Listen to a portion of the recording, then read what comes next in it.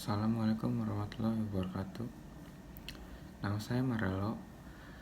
Saya dari SMA Lab School Cibubur, kelas 10 MIPA 3. Hari ini saya akan mempresentasikan tentang Kesultanan Demak. Kesultanan Demak adalah kerajaan Islam Jawa yang berdiri pada perempat akhir abad ke-15 di Demak. Demak sebelumnya merupakan kadipaten yang tunduk pada Majapahit yang telah melemah saat itu untuk beberapa tahun sebelum melepaskan diri. Menurut cerita tradisional Jawa, kerajaan ini didirikan oleh Raden Patah, anak Raja Majapahit terakhir dan seorang putri raja dari negeri Tiongkok. Kerajaan Demak terletak di Jawa Tengah di sebuah daerah bernama Bintoro yang mulanya berada di bawah kekuasaan Majapahit. Raja-raja yang memerintah. Yang pertama ada Raden Patah. Raden Patah merupakan putra dari pemimpin kerajaan Majapahit yang bernama Raden Brawijaya dari pernikahannya dengan seorang putri Keraton Campak. Di dalam kerajaan Demak, Raden Patah adalah raja yang pertama dan menjabat selama 18 tahun mulai dari tahun 1500 sampai 1518. Yang kedua ada Patiunus. Setelah Raden Patah menjadi raja di kerajaan Demak, ia kemudian memiliki seorang anak yang bernama Patiunus, di mana anak dari Raden Patah ini kemudian naik tahta setelah masa kekuasaan sang ayah sudah berakhir pada tahun 1518.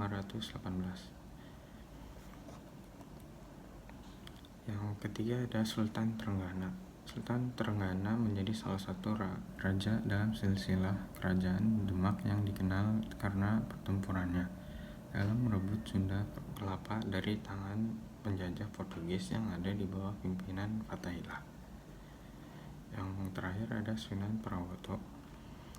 Setelah Raja Patiunus turun tahta, mulai timbul pergolakan di dalam kerajaan Demak sebab tidak ada lagi keturunan yang berasal dari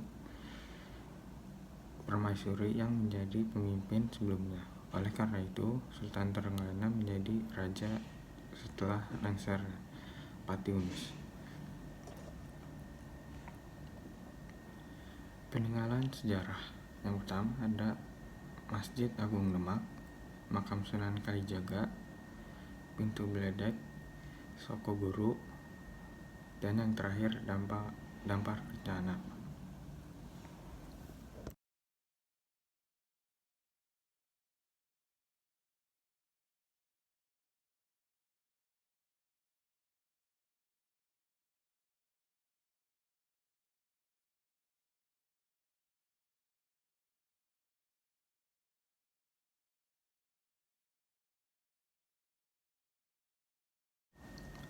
Kondisi sosial politik pada Kerajaan Demak.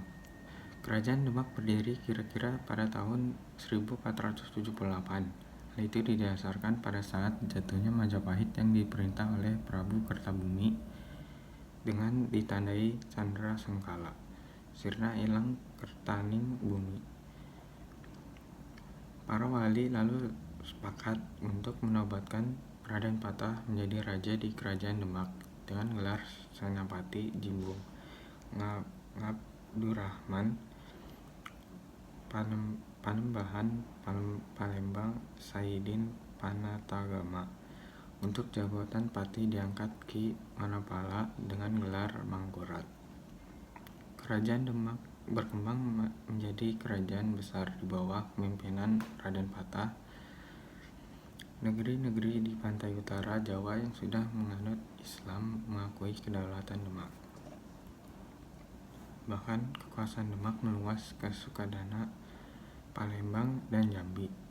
Pada tahun 1512 dan 1513, di bawah pimpinan putranya yang bernama Adipatiunus, Demak dengan kekuatan 90 buah jung dan 12.000 tentara berusaha membebaskan Malaka dari kekuasaan Portugis dan menguasai perdagangan di Selat Malaka. karena pernah menyerang ke Malaka, Adipati Yunus diberi gelar Pangeran Sabrang Lor.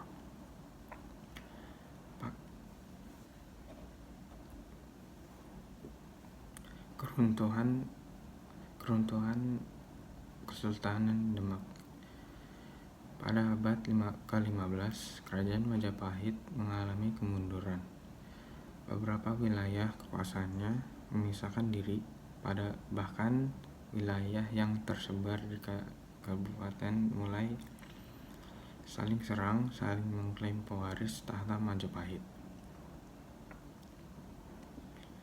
Singkat cerita, pada masa Trenggana sekitar tahun 1527, ekspansi militer Kerajaan Demak sukses menundukkan Majapahit. Pada awal abad ke-16, Kerajaan Demak menjadi kerajaan yang kuat di Pulau Jawa.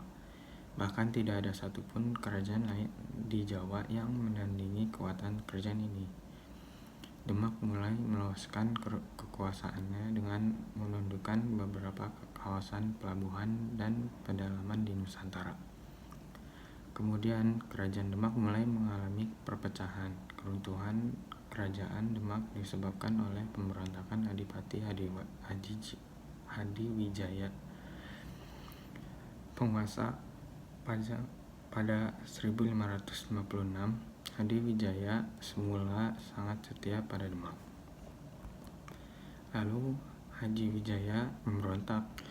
Pemberontakan Hadiwijaya disebabkan oleh Arya Penangsang yang membunuh Sunan Prawata dan Pangeran Kalinyamat. Pemberontakan Adipati Hadiwijaya menyebabkan runtuhnya Kerajaan Demak menjadi wilayah kekuasaan Kesultanan Pajang. Sistem pemerintahan Kesultanan Demak. Pemerintahan Raden Patah. Di bawah pemerintahan Raden Patah, Kerajaan Demak mengalami kemajuan dan kejayaan pada masanya. Beberapa bidang yang berhasil disukseskan yaitu perkembangan agama Islam yang semakin meluas, pertahanan dan perluasan kerajaan, serta sukses menjalin kerjasama dengan para ulama dan ulama. Pemerintahan Pati Yunus. Setelah Raden Patah meninggal, kedudukan raja berikutnya diisi oleh sang putra, yaitu Adipati Yunus atau juga dikenal Adipati Yunus. Tak jauh berbeda dengan sang ayah, sistem pemerintahan Kerajaan Demak yang dianutnya masih sama, yaitu menganut sistem teokrasi. Dalam pemerintahannya, Adipati Yunus menjadi seorang pemimpin yang tegas, kesatria yang berani mengambil keputusan beresiko. Pemerintahan Sultan Trenggana. Puncak kejayaan Kerajaan Demak berada di bawah pimpinan Sultan Trenggana. Kepribadiannya yang berani dan bijaksana membuatnya sukses membawa Kerajaan Demak menguasai tanah Jawa mulai dari Jawa Barat dan Jawa Timur. Tahun 1522, di bawah Trenggana mengirimkan pasukan yang dipimpin oleh Fathahillah ke Sunda Kelapa untuk menyerang Portugis. Lalu pada 1527, Kerajaan Demak berhasil merebut Sunda Kelapa dan mengubahnya menjadi Jayakarta. Sistem ekonomi pada Kesultanan Demak. Di bidang ekonomi, Kerajaan Demak berperan penting karena menjadi daerah penghubung antara penghasil rempah-rempah di timur dengan Malaka sebagai pasar di barat. Perdagangan Kerajaan Demak juga maju terlihat dari aktivitas kegiatan ekspor produk ke wilayah lain melalui pelabuhan-pelabuhan yang dimilikinya.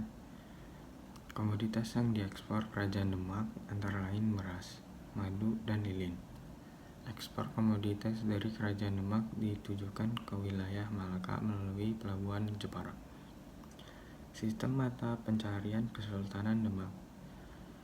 melalui pertanian, perdagangan, dan pelayaran. Itu saja dari saya. Assalamualaikum warahmatullahi wabarakatuh.